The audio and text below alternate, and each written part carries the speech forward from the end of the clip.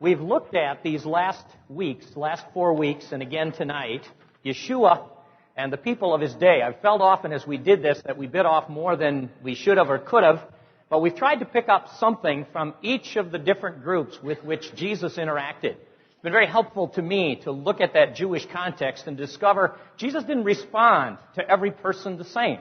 Depending on who it was, his response was different, and we can learn from each of those people and each of their responses as well as Jesus' method. We noted first the Sadducees, and for them he had almost all, if not all, criticism, because as the leadership of God's people, they were getting in the way of people finding God and finding relationship with God, and he was very severe with them. The Gentiles, amazingly, though Jesus didn't address them often, Jesus was very open. They were outsiders. They were not considered in the inside, and Jesus opened his arms to them, even honored a couple of them for their great faith. And I think we can learn to be open from Jesus. The Orthodox Jews, we noted in Galilee, Jesus turned this gospel of the kingdom over to a community of disciples, most of whom came from towns like Holland. Very ordinary religious towns. And not all of you come from Holland, but it moves me every time to realize that Jesus entrusts his kingdom to ordinary people because he believes in us as we must believe in him. Last week we noted the Zealots who had great passion for God, and I hope you could imitate that zeal, that passion that they had, but at the same time they were misguided in that they wanted to use violence or institutional means of bringing the kingdom. And Jesus said, no, it's loving your enemy. It's caring about people. It's an ordinary one-on-one relationship that will bring the kingdom. The last group I'd like to consider tonight is a group known as the Essenes, or the Essenes. Now, before I begin, you need to note that there's some scholarly debate over exactly who these folks were and what they believed in and how they related to the time of Jesus. So there are a few things I'm going to have to say to you, well, I think, or this is what scholars seem to think, but at least we have some ideas about the Essenes. So let's very briefly do a study of who they were and then look at some pictures and see what we can learn about Jesus and our own faith walk from them. They were called the sons of light. You notice that Taylor's reading tonight, several of the readings dealt with God being called light. So they called themselves the sons and daughters of light. And since the study that was done in the Essene movement was mainly done by men, the most common phrase you see is sons of light, though they also call themselves the children of light and even, on occasion, the sons and daughters of light. But that was a common reference to the Essenes. Their origin, just bear with me, just a few little facts will help you to understand the passion of this group, was at the same time as the Zealots. The country had fallen under the oppression of Hellenistic pagans, Greeks, and those Maccabees, we call them the Hasmoneans by their last name, in 168 drove out the Hellenistic Greeks, and everybody, Pharisee, Hasidim, priest, Sadducee, was overjoyed. Unfortunately, later the Hasmoneans, who had driven out the pagan oppressors, became just as pagan or Hellenistic in their worldview as those Hellenists had in the first place. Now, when that happened, around 120 or so BC, one of them was even picked high priest, a man named Jonathan, very Hellenistic man. A number of priests, faithful priests to God, said, this is it. We can't handle this paganness in the temple itself. We can't stand the Hellenism in the worship of God. We're leaving. And so they walked out, more or less. They left the temple service and they went off and said, we're going to prepare ourselves for the day which is soon coming when God is going to come. He's going to kick out the pagans. He's going to kick out the priests who've compromised with them. And we, the true followers of God, who've prepared ourselves for that moment, will be put in place and we will be the new priesthood. Now that was radical. Violently radical. And those few people, we don't know how many there were. At certain times it seems there were quite a few. Those few people went off and lived by themselves, or at least they studied by themselves in several locations, preparing themselves for the day to come when God would drive out the Hellenists and replace the flawed temple worship with the true worship. I'd like to take you to the locations where the Essenes are often thought of to have lived. And some of them may be a little bit of a surprise to you because most folks think of the Essenes in relationship to Qumran and the Dead Sea. But there were other places. There was one of the scrolls, and I have a jar like the one where the scrolls were found in here tonight. I'll refer to that a bit later. But one of the scrolls found in the jars in that area is called the copper scroll. And on that copper scroll are references to a number of other locations where the Essenes lived and worked. Let me show you a couple in Jerusalem. This map represents the city of Jerusalem. In this area was what was called the Upper City. We would call it Holland Heights. They called it the Upper City. And in the Upper City, in this little corner here, an area of about 3 or 4 acres at most, was an Essene community. They found the Essene Gate a year ago last summer. I mean, it's that recent a discovery. We'll look at it in just a moment.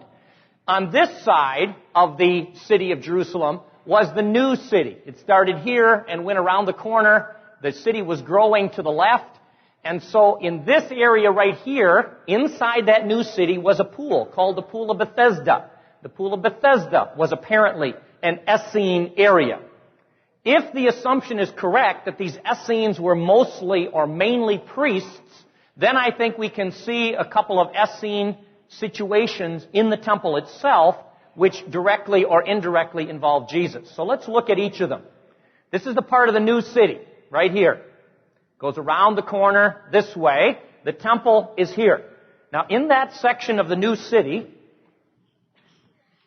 go one more here. In that section of the new city was a pool with 7 colonnades called the Pool of Beth Zatha, which means the new city, Beth Zatha. And Beth Zatha has come to us through Greek into English as Bethesda, the Pool of Bethesda. Now, it somehow was connected in people's minds with healing.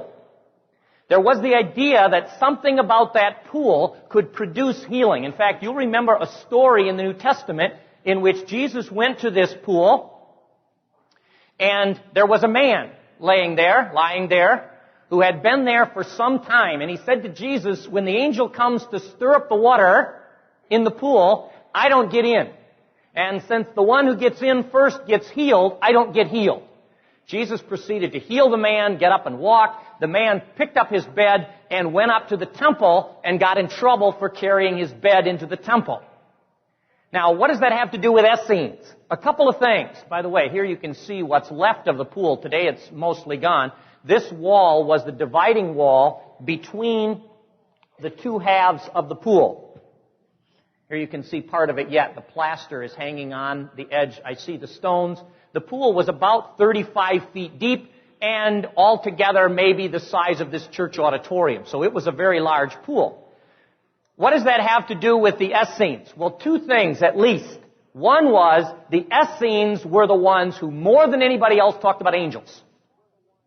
And that ought to begin a background thought of, as we think about what do the Essenes have to teach us, they were the angel folks. Now, Pharisees believed in angels.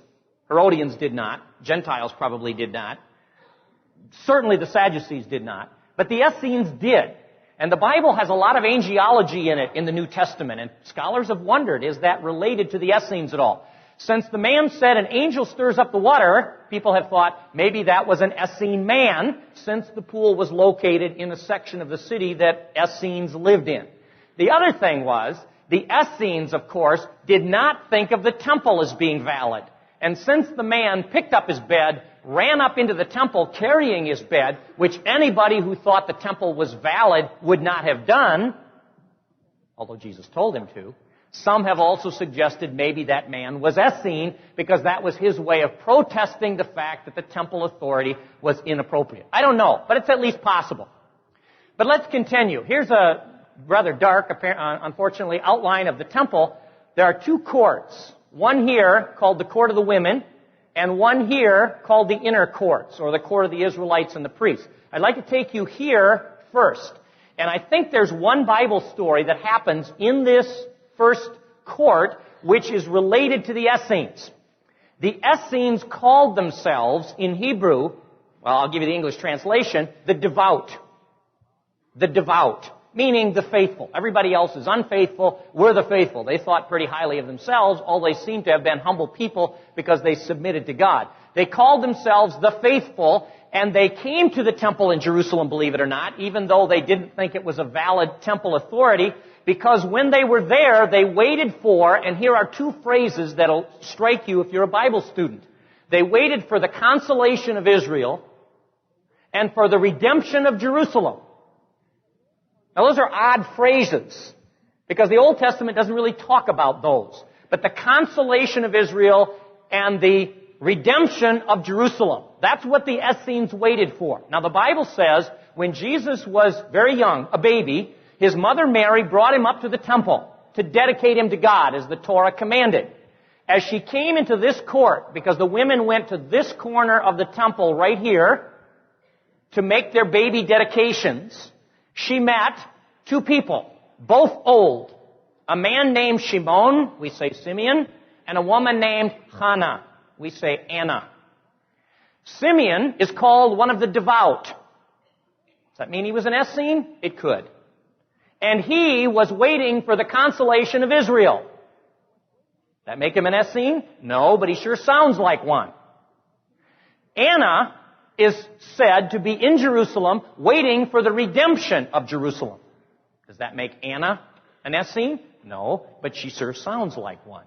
It's possible that those two people were Essene in their thinking at least, and Jesus' mother appearing with the Messiah and them recognizing this baby as God's Messiah certainly has an Essene ring to it and has led some scholars to say, you see, Jesus did have some roots in the Essene movement, even though he himself may not have been Essene. Well, let's continue on.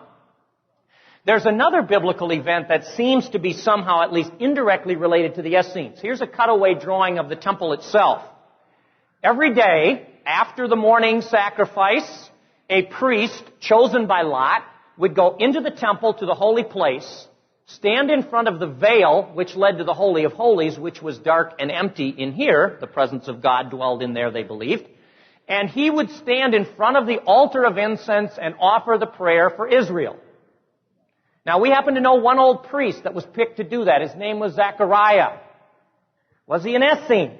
Well, we have not too much to indicate that, except his son John the Baptist lives in the desert where the Essenes end up living and preached a message very much like theirs. So there have been scholars that said Zechariah was a priest. His son sure looks like an Essene. Maybe Zechariah was an Essene. In fact, in the prayer is a phrase that this priest would stand with his arms extended in front of God, and he would offer on behalf of the people. Imagine this is old Zechariah standing here. And he would say, send us the one who will prepare in the desert the way of the coming of the Lord. That's Essene.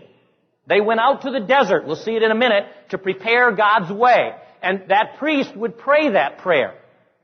As he was praying, the Bible says, an angel appeared, stood next to him, and said, Zechariah, God has heard your prayer. And you will have a son, or your wife will. And he will be the one who prepares in the desert the way of the Lord. Amazing. I love that story because it's got to be the most incredible answer to prayer in the history of the universe. I mean, the man stands the same prayer that had been prayed every day for 500 years, and he says, send us the one who will prepare the way of the Lord. The angel taps him on the shoulder and says, you got it. We'll send you the one. At the very least, that particular phrase is one that shows up in Essene thinking a lot. Does that make Zechariah an Essene? No. Does it make John the Baptist an Essene? No. It does mean they talked Essene language. Let's go on. And in the interest of time, I'm going to have to move rather quickly. This section of the Holland Heights, Upper City, was the Essene quarter. Now, one of the things about the Essenes, they were married. There was a debate for a long time about whether they were or not, whether they would renounce their wives and leave home. They did have some questions about marriage because they thought the Messiah was coming so soon that they didn't want to burden their wife and their families with the possibility of the travail that would precede the Messiah's coming. So they talked about it being better not to marry. Some scholars have said, boy, that sounds like Paul. Is Paul an Essene? No, I don't think so. But he sure talks like one sometimes. But at the very least, this little community in Jerusalem was their study center. You came to Jerusalem because you had to go to the temple, even though these illegitimate priests were running it. And so the Essenes lived over here, off by themselves in a little isolated corner where they could await the day when the Messiah would kick out the bad ones and put them in place. Now, one of the things we know about that area is women were not permitted in the study area. Why? Because women were not permitted in the temple service. Only male priests were permitted in the temple service. So women were excluded from this study center in anticipation, I think, of the day when these priests would be put in the temple. They didn't want to be unclean. In fact, there's a bizarre story connected with this. In the Old Testament, I'll be real nice about it, but in the Old Testament, God said, don't use the bathroom inside of the camp. This was while they were wandering in the desert. You have to go outside the camp. The Essenes said, Jerusalem is like God's camp. So you can't go to the bathroom in Jerusalem. And of course, you try not to go to the bathroom on the Sabbath day, because to get to the bathroom, you got to walk. And you're only allowed to walk a certain distance on the Sabbath day. So there's an ancient writer who tells us the story of this gate over here, where the Essenes would all line up to wait for the sun to go down so they could go out and use the bathroom. And it's called the bathroom gate, or the Essene gate, Betzoa, the bathroom gate. And they found that, as I said to you, a year and a half ago. But there weren't any women permitted there. Now, at the end of his life, Jesus said to one of his disciples, we got to have the Last Supper. Go into the city, and when you see a man carrying water, follow him home. Now, a man carrying water was extremely odd, because that was women's work. Now, in our contemporary society, we don't divide men's work from women's work. But if you ask your grandparents, they would say, well, some things men do, some things women do. That was even more exaggerated in the Middle East. And so, to see a man carrying water was really weird. That's how they knew immediately which man to follow. Does that make him Essene? Boy, it sounds like it. And to support that idea, if we were to go back to the upper city, we would note that in church tradition, the upper room where that Last Supper was held is believed to be right there. And it may be a case where church tradition supports the idea that Jesus and his disciples came into the city. Here's the pool of Siloam, the source of water for the city. And they waited till a man came with a jar, and they followed him home and said, the master needs the guest room. Now, does that make Jesus an Essene? No, it does not. But it increases the likelihood that Jesus is speaking a language which resonated with the Essenes. There are a couple of other places where the Essenes lived. We know there was a community of Essenes in Egypt. Some scholars have said, well, Jesus ran to Egypt to hide from Herod when he was a baby. Is that because he was an Essene? And the answer is, we don't know. But it sure has some possibilities. There was another Essene place in the desert in Wadi Kelt, where the Jericho Road was. If you were here last week, we looked at the Jericho Road. The place where the monastery of St. George is today is mentioned in one of the scrolls as an Essene hiding place. And Jesus often walked with the disciples up that road through that area. Does that make Jesus and the disciples an Essene? No, it does not. But it at least increases the possibility that Jesus is speaking a language which relates to people who are Essene or understand Essene. Now, what is believed to be the main place where the Essenes lived is right here on the shore of the Dead Sea at a place called Qumran. I'd like to take you there, and my goal with these few slides for the next 10 minutes or so is simply to give you a rundown of how these people lived and what they believed. Now, what I'd like to have you hear in this is how similar they were to those early Christians or to Jesus' teaching in itself. Note how often what Jesus says, or the way he says it, seems to be Essene. And I'll recite a number of examples that are very unusual for Pharisee, very different than Sadducee or Gentile or Herodian. The small community here that was found back in the 1940s, they still debate exactly what it was, but the best scholarship seems to be that it belonged to the study center of these Essenes. So if you're from the Reformed Church in America, you would call it Western Seminary. This was where people came to study, to prepare to go back home and be good Essenes. Now, they're all priests, remember, so you would not have had women studying in the community. If it had been Pharisee, you'd have had men and women studying together, because the synagogue shared equally. You've noticed our Torah reader has been a woman some nights, and a man some nights, and a young man tonight. And it didn't matter, male or female, because in the synagogue they shared. But in the temple it was men. So the community, if it was their study center, which I believe it was, had men. It was home to probably about 200 people. They actually lived in caves in the area around, and they found some of those caves. And the buildings were their study center. Now, I'd like to have you note a couple of things that we're going to look at. First, notice how prominent water is. Remember, this is the desert. Notice how prominent the water is, running all through this little community. Where did all that water come from, and what's the point? Second, there are 3 buildings I'd like to have you note in particular. This one, where it's believed the Dead Sea Scrolls were written. This one, which was the community dining hall. And this cluster over here, which was probably classroom. Now, let's go see what this community was like and what they believed. First of all, notice how barren the desert is. I mean, these people moved away from civilization out into one of the most unbelievable wildernesses on the face of the earth. It never rains here. Nothing grows there unless you can bring water in from somewhere. The water in the sea is so salty you can float in it without sinking at all. It's the saltiest body of water in the whole world. They chose to live out in the desert. Why? Because the Bible said, prepare in the desert the way of the Lord. And since the Messiah is coming on God's way, God's road, they wanted to have it ready, because after all, they're the priesthood who would receive the temple after the Messiah cleaned it up and fixed it and kicked out all the pagans. So they went out into the desert to prepare the way of the Lord. Now note that's exactly what John the Baptist said. He was in the desert preparing the way of the Lord. And then Jesus came to that same desert as the Lord. And came out of the desert into the land to do His ministry. Even at His death, He came through the desert to come to Jerusalem to die.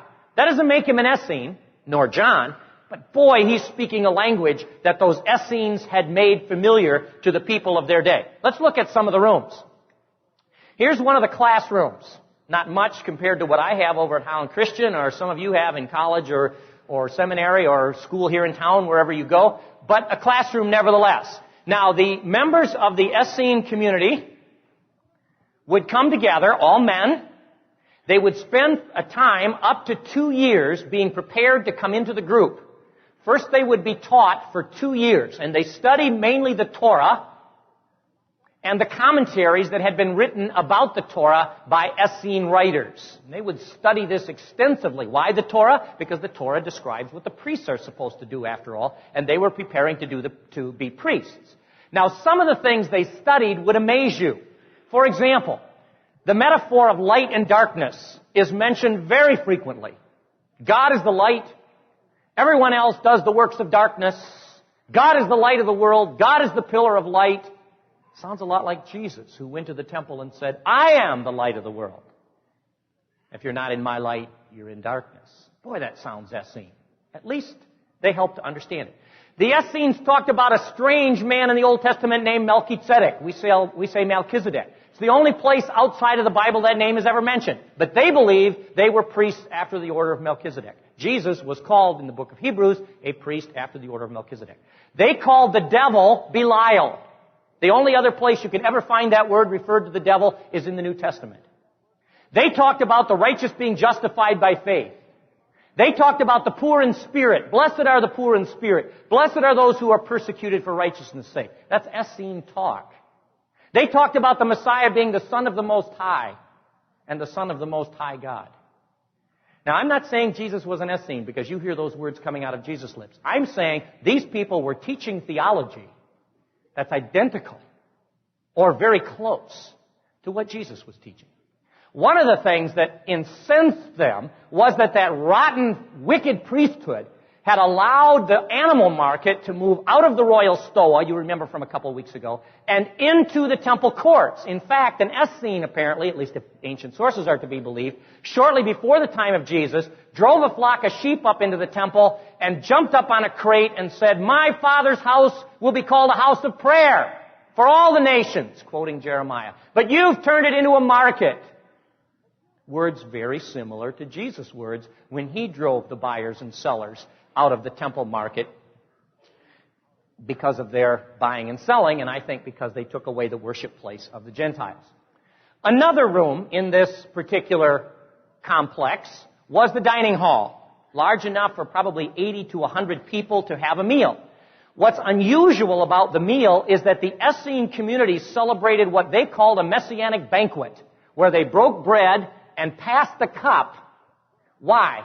Two reasons. One, because they were the new community of God. And two, because someday the Messiah was going to come and there was going to be a messianic banquet and they were all invited, so they reenacted that messianic banquet every day. Boy, that sounds like the Last Supper, which was held in the upper city, apparently, near the Essene quarter. Does that make Jesus an Essene? No, it doesn't, but it means that when Jesus was talking about the Last Supper, he was speaking language and adopting a practice that the Essenes had already been teaching for 150 years. So people understood what he was talking about, if he was not speaking directly to Essenes. Maybe he was speaking directly to Essenes. But they would sit at this messianic banquet and anticipate the coming Messiah and the great messianic banquet, which they, of course, thought would happen on the earth and in Jerusalem, very similar to what we believe. Another room in this complex of rooms is this one. It's called the scriptorium. Evidence found in that room is that it was in this room where these scribes, these Essenes, with all of their teaching about light and darkness and all of the other stuff that I recited for you, would sit to copy particularly the scrolls of the Bible. Now, very fortunately for us, they did. Several years ago, through a friend, I got a jar from Qumran, actually, that looks like the jar where the Dead Sea Scrolls were found. These Essenes wrote their scrolls on parchment mostly, which is leather that had been properly prepared, and they covered the jar, sealed it with wax, and hid it in one of the caves around Qumran. 11 caves have been found where scrolls have been found. Where scrolls were found in the cave, in a jar, or sometimes the jars were broken and the scrolls were found in the cave. Now, I can't say a whole lot about that in the interest of time, but what they did was they preserved ancient copies of the Bible, in Hebrew, usually, Aramaic occasionally, that are 1,000 years older than the oldest copy of the Old Testament we have. For many years, scholars questioned, how do you know the Bible is accurate? How do you know it's true? The oldest copy we have in Hebrew is 1200 AD. That's 1,500 years, 1,600 years after the last book was written. Then came the Dead Sea Scrolls, and out of these kind of jars came ancient scrolls written on parchment, sheet after sheet after sheet of parchment. And the amazing thing, two things amaze me about it. One is, if you take a typical fourth grader from a Jewish school, they can read it. So they'll stand in the museum and look at these scrolls, and they'll read them. Because it's the same language that was spoken in Daniel's time. With some Aramaic words thrown in occasionally, like maybe some of your grandparents threw in a Spanish word or a Dutch word or whatever the case was. Most of the scrolls, by the way, were much smaller than this. This is what people think of as scrolls. There were a couple that were this big. Usually scrolls in the ancient world were this size. And we've all been misled a little bit because we see synagogue scrolls of a certain size. But this is the size the Dead Sea Scrolls were. About 8 inches in height and written in columns. And that little community of people preserved the Word of God for us in an amazingly miraculous way. One of the things that has really affirmed my faith, I have faith as a gift of God, but has really affirmed my faith, is to pick this up, to realize that this was written 500 BC, some of them, 300 BC, some of them. And it's identical, with a few spelling changes like we do in English, plow, P-L-O-W versus P-L-O-U-G-H.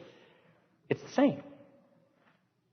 And God has used that little Essene community to say to the Christian community, your faith in the Word is right. Don't be afraid to stick to the Word, because it's true. Go on a little bit. There's one other thing I wanted to show you at Qumran, and then we'll break from there. One of the things about this community is their need of water. And I haven't got time again to discuss this whole water system. It's amazing. I hope you can get there someday. But back of the community, up in the cliffs, is a place where water runs off from the mountains about 20 miles away. Rains 20 miles away in Judea, and the water runs off and came running down here toward the Dead Sea, near where these Essenes lived. The Essenes built a dam across this little narrow canyon. You can just see the remains of it here. Channeled the water along the side of the cliff, and then through several stretches of tunnel, dug through solid rock. Wonderful to crawl through that. It's amazing. You're 2,000 years ago, these people are on their hands and knees digging this channel, and that brought the water through this channel, down through this channel, and eventually came down to the community of the Essenes. Now why? Two reasons. One, the Essenes practiced baptism. Why did they practice baptism? That's crazy. They weren't Baptists. The answer is because in the Old Testament, the priests would wash in the bronze basin that stood in the temple. We call it the bronze sea or the laver. But they were out of the temple. They had left the temple, remember, because it was pagan. And so these Essenes said, we got to replace that washing. And they created something called mikvah. And they weren't the only ones who used it. The Pharisees did too. But mikvah was a place, you saw it on the way in, where people would go and using water, they would commit to God their head, thoughts, heart, will, hands, work, legs or feet, walk, and say, God, we're pure before you. And so they practiced that baptism. Very similar to John the Baptist. It was called a baptism of shuvah. Repentance, change, turning. Does that make John the Baptist an Essene? No, it does not. But what it does do is suggest that the Essenes are providing a framework within which the gospel made sense. The other reason they did all that work has to do with the fact they believed that God wanted to wash people with His own cleansing. So the water stood for God. Since the water stood for God, God was symbolized in the Bible by living water. Not water that you collect with your hands, not water that lays in a filthy, dirty cistern, but water that ran naturally out of the cliff. Not cistern water. That's filthy. Animals floating on the surface of it. But living water. Water that represented only God. And so in the mikvah, people could not use dead water. They could not use cistern water. They had to use water that flowed of its own accord from the sky or from a spring into the mikvah. Because after all, that water represented God, and God can only be represented by living water. Now note two connections to the Bible. John the Baptist practiced a baptism of repentance where? Not in a pit or a cistern, but in the Jordan River. Odd, not very clean. Why would anybody baptize in the Jordan? Is it because it was living water? And John wanted to say this water represents God? Maybe. Does that make John an Essene? No. But it means that as John ministered, it was the Essene context that made his gospel understandable. But there's a second connection with the Bible. Jesus stood in the temple court one day on the feast that prayed for God to send living water, Sukkot. And Jesus said, I am living water. And if anyone comes to me and drink, streams of living water will flow from within him and give all the rest of you living water. Now, does that make Jesus an Essene? No. But it does mean that as Jesus spoke His message, the Essenes understood, and people who had understood the Essenes understood what Jesus was saying. Now, there's a lot more, but I'm going to ask for the lights back up because our time is short. And I'd like to draw two what I call faith lessons that, in my mind, come out of our study of the Essenes. The first is this. It took me a long time to wrestle through the idea that all the teachings of Jesus, I shouldn't say all, many of the teachings of Jesus were not new. I always imagined Jesus came down as this divine teacher, and everything that rolled out of His mouth, people said, I can't believe it, I never heard that before. I don't think so. More and more we're discovering that when Jesus taught, once in a while there was something that somebody said, I never heard that before, like I'm the Messiah. But most of what Jesus taught were things that God had already been planting in that culture, in the case of the Essenes, 300 years before Jesus got there. Now, that means that while Jesus is Messiah, and in my opinion the greatest human teacher that ever lived as well, and while Jesus could have taught anything He wanted to, He chose to let God prepare the way so that when He taught, what He taught made sense to His audience. In other words, as Paul writes in Galatians, when the time had fully come, God sent His Son. And part of the time fully come, ready, in other words, was the Essenes. They prepared the theological framework. So when Jesus spoke, people said, I understand. They didn't always believe, but I understand. And it was ready for Jesus. Now here's my thought for us, for you. We have spent 14 sessions, 9 last fall talking about the kingdom of heaven, and 5 this winter, if you can call it that, talking about Jesus and the people of His day. And the Bible has motivated me, hope it has you too, to realize that God has chosen to be working in His world, to change it. And God has decided to use you and me to do that.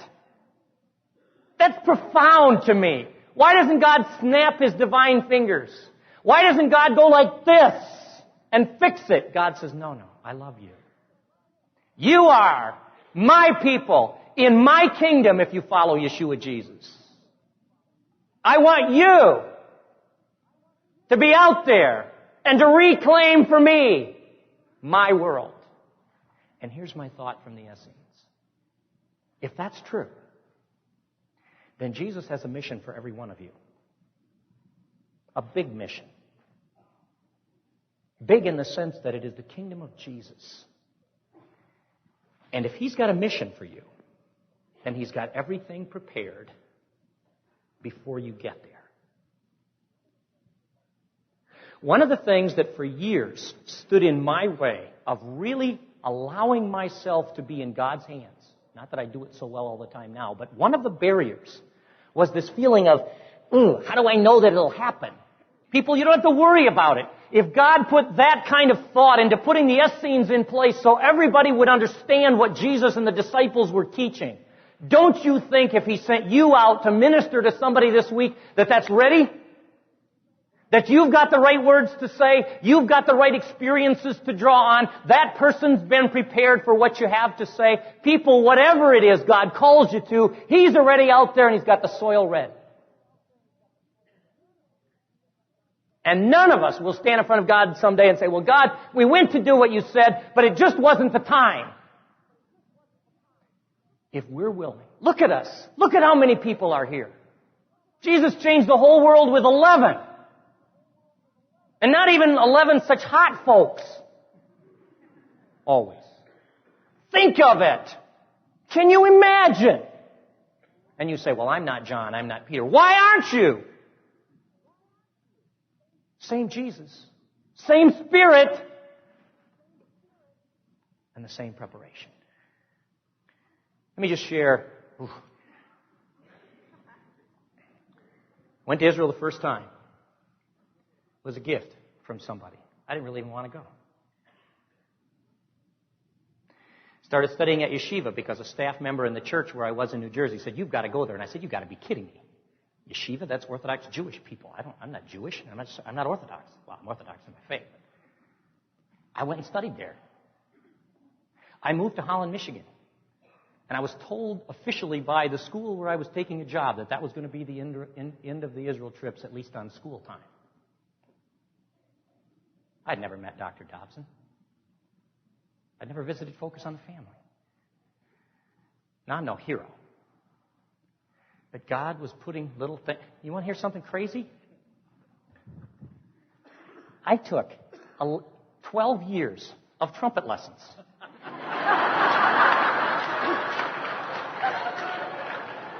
One of the very first things I did when I got married and was out of my mother's house was to sell my trumpet.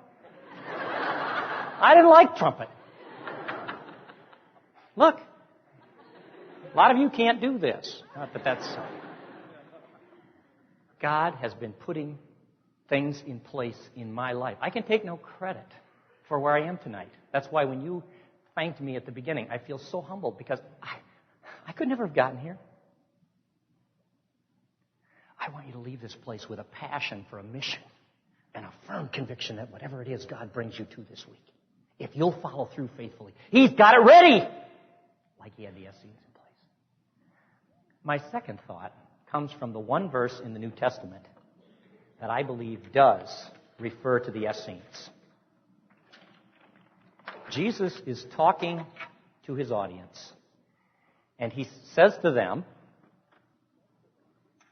the people of this world are more shrewd in dealing with their own kind than are the people of light.